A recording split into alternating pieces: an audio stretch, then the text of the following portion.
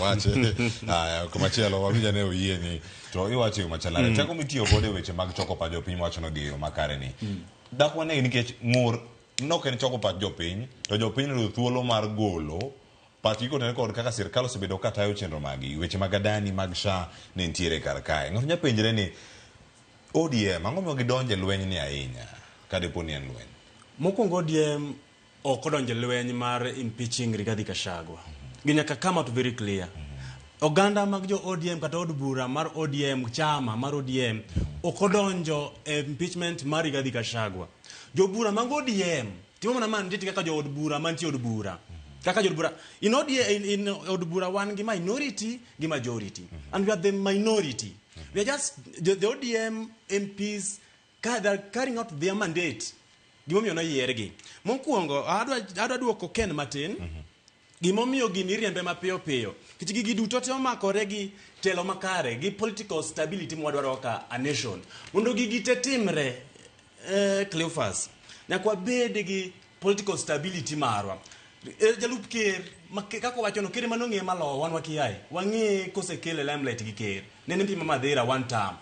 Watutu na wang'e nyeni sama koro nyino kayo kete kore ne majalupne.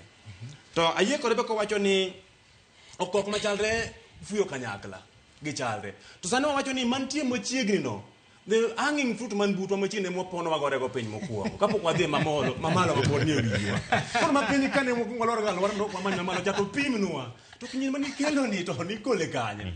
Nikech osiepni kijakuwa ko wacho no. Tin majakuwa in bende maybe. Kino choto simo choto maybe nyalo ino choto bende. Koro telo mar oganda kaka mar presidency mar telo mar ker en mar piny mangima ok en mar region achiel ok en mar oganda achiel kata kabila moro achiel e Kenya kae mano gima nyaka come out very clear to us nikech en mang'ama en kine wuogi en Mamadhira en Kiambu en Nyeri en Kirinyaga ok owuogi pok oneno kodhi Turkana pok oneno kodhi Homa Bay kodhi Homa Bay mancho dhi Nyanza olumo na tok ker ok onya dhi kende koro en telo ni en deputy president mar Kenya kod deputy president mar oganda mar jo Kikuyu ken president mar ken deputy president mar oganda mar jo God kanoni gorenge odhi omany governor kata odoge mbunge e area ne mano yae mar adek e weche matimore Kenya ka mang'eny kupoge shift shaft gi funding model the Adani sell out and everything gigi duto te wasani wabedo pind kaka jodi mwantie to jo wabende ma wan godo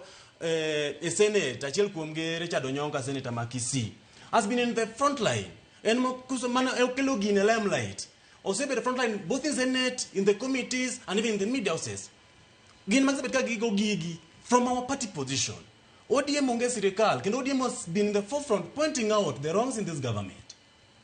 Mama Masuso come out very clear to us. We have been victims for quite a long time. Nyakanyocha kier manjowa moko. Mondo dio kwa stabilize this government. To one kaka party we don't have any signed memorandum. Ma godo gi sirikal kaka jo ODM kaka party. Mani jowa moka ngwene mani chokwawa okao at individual level. He consult them privately. To ka baba ka obiro jirano kwai ni omera konya gi wudi dio bet na to babu nyisi ni omera di bet ne. Babu yine gi bet ne onge problem. Kapo ki bet ODM Cleophas America kanyo. Gin jo Kenya. To gin gi brains they qualify they can serve our country. Yes.